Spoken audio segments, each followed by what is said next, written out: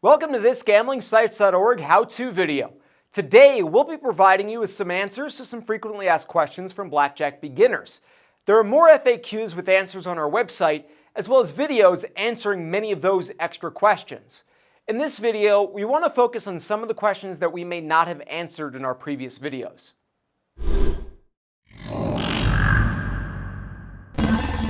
It's true. Blackjack really does offer the best odds for casino gamblers. The house edge can vary based on the rule variations at your table, but that range is typically from less than 0.2% up to 1%.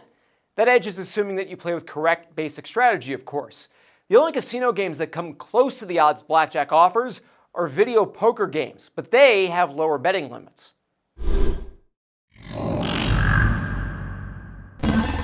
The rules in downtown Las Vegas are a bit more liberal than on the Strip. For example, on the Strip, most blackjack games are dealt from a shoe with up to 8 decks in it. Strip casinos also typically have higher minimum bets. The Strip is also a breeding ground for the dreaded 6-5 blackjack. That's the variation where a natural blackjack only pays out at 6-5 odds instead of 3-2. Never play those. Ever.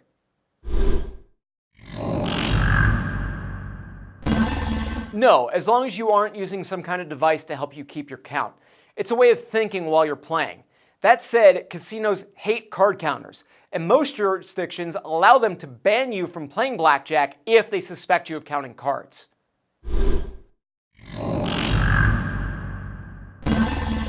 A skilled card counter can get an edge of between 1 and 2% while counting.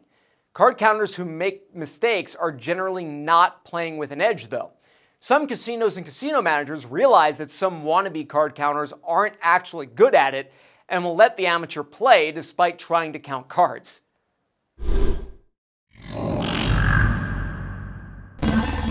GamblingSites.org's picks are The Big Book of Blackjack and Black Belt in Blackjack, each written by Arnold Snyder. Professional Blackjack by Stanford Wong is also a recommended read, and we have a comprehensive list of our suggested titles on our website. They don't have to cheat. Casinos have a built-in mathematical edge on all of the games they offer. They're insanely profitable because they've stacked the odds in their favor on all of the games.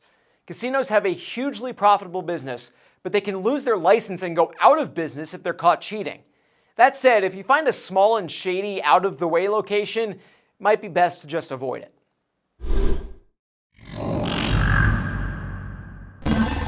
The short version is that cell phones could be used to cheat, so they're not allowed at the tables.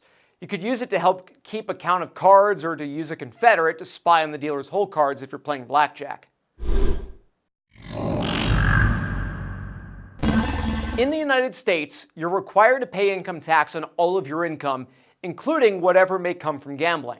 Casinos report winnings of $600 or more at the horse track, $1,200 or more at a slot machine or bingo game, $1,500 or more at Keno, and $5,000 or more in a poker tournament. However, you're required to report any income from winnings, including smaller amounts. If you itemize, you might not have to pay taxes on your winnings. You're able to offset your winnings by reporting your incurred losses as well. You just have to fill out the itemized tax return in order to do this. In other parts of the world, make sure to check on your local and national laws relating to taxes on gambling winnings. We have plenty of additional videos and articles for you to make sure that you are the best blackjack player that you can be, including more within the Blackjack for Beginners section. So make sure to check out gamblingsites.org for even more on the game.